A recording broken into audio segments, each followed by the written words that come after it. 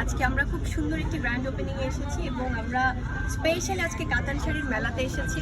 খুবই ভালো লাগছে আমার।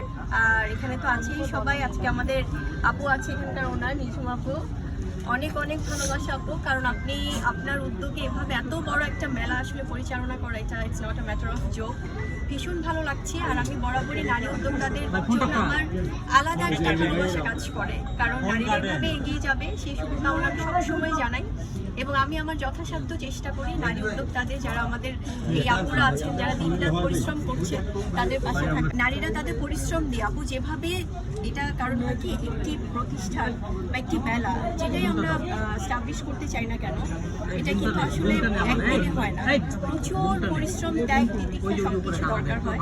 কাতান শাড়ির মেলার আসলে, কাতান তো আমাদের দেশের অনেক ঐতিহ্য এবং আমিও আজকে কাতান শাড়ির মেলার খুব দারুণ একটি কালেকশন করে আছি। ভীষণ ভালো লাগছে। শাড়ি তো আমাদের বাঙালিদের জন্য, আমার তো ভীষণ পছন্দের, আর আমাদের বাঙালিদের ইমোশনাল একটা জায়গা হচ্ছে শাড়ি।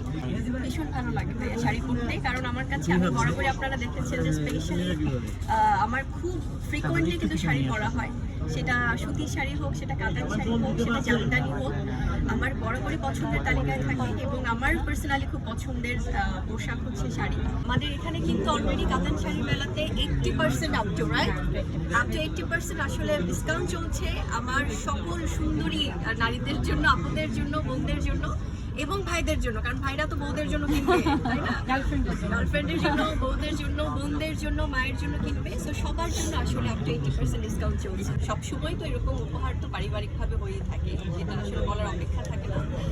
বাট শাড়ি উপহার পেতে আসলে বরাবরই খুব ভালো লাগে, কারণ এটা খুব ইমোশনাল একটা জায়গা। আমি একটু আগেই বললাম। ভাইয়া কতটুকু পছন্দ করে শাড়ি পরা না ওয়েস্টার্ন?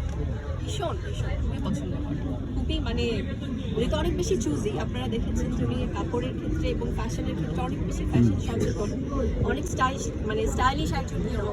সো খুবই ফ্যাশন সচেতন একজন নায়ক এবং ব্যক্তি মানুষ হিসেবে, শুধুমাত্র শুটিংয়ে না, উনি যখন ব্যক্তি মানুষ হিসেবে ওনার ফ্যাশন সেন্স ভীষণ ভালো। সো কাপড়ের ক্ষেত্রে খুবই কনসিয়াস।